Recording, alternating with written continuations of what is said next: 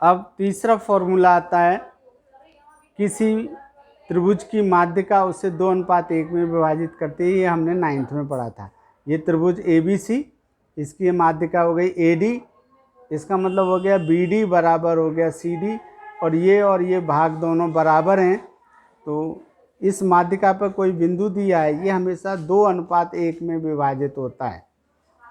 त्रिभुज के तीनों पॉइंट हैं, A शीर्ष है A, इसके निर्देशांक हो गए x1 y1, B शीर्ष, इसके निर्देशांक हो गए x2 y2, और C शीर्ष, इसके हो गए x3 y3।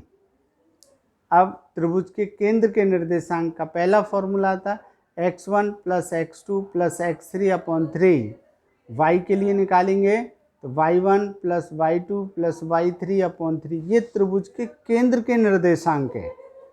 त्रिभुज का केंद्र यहाँ होगा, इसके निर्देशांक निकल के आ गए। अब होता है किसी मध्य बिंदु के निर्देशांक। मध्य बिंदु के निर्देशांक AB हो गया,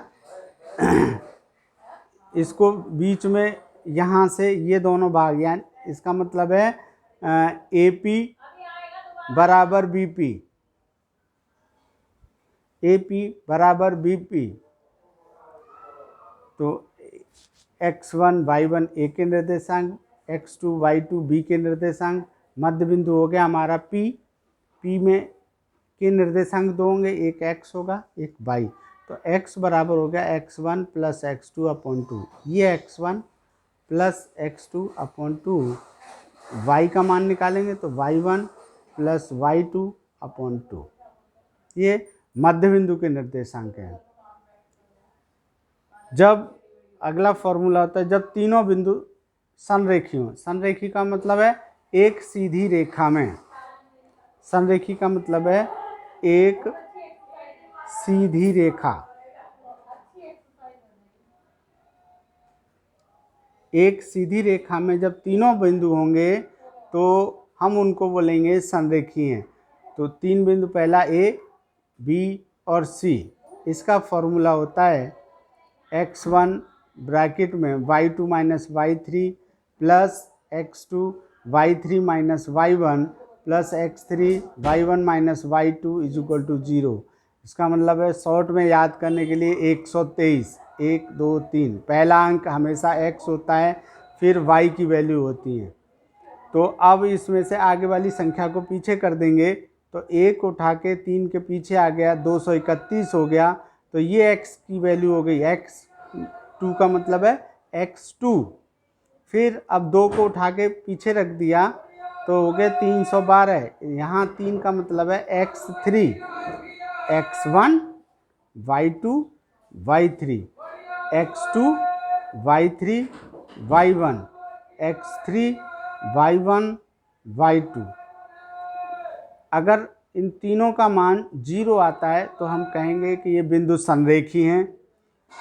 सेम यही फॉर्मूला त्रिभुज का क्षेत्रफल ज्ञात करने के लिए यूज करते हैं, लेकिन इसमें थोड़ा सा चेंज है।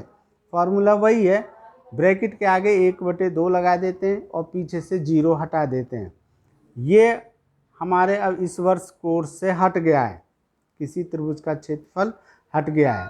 जी पॉइंट देखिए, अगला फॉर्मूला, जब किसी रेखा पर कोई बिंदु स्थित होता है तो संरेखी का सूत्र प्रयोग करते हैं। बहुत सिंपल, आप कंफ्यूज ना हो इसलिए मैं इसको समझा रहा हूँ कि हम इसको कैसे डिफाइन करेंगे कि इसमें हमको कौन सा फॉर्मूला यूज करना है।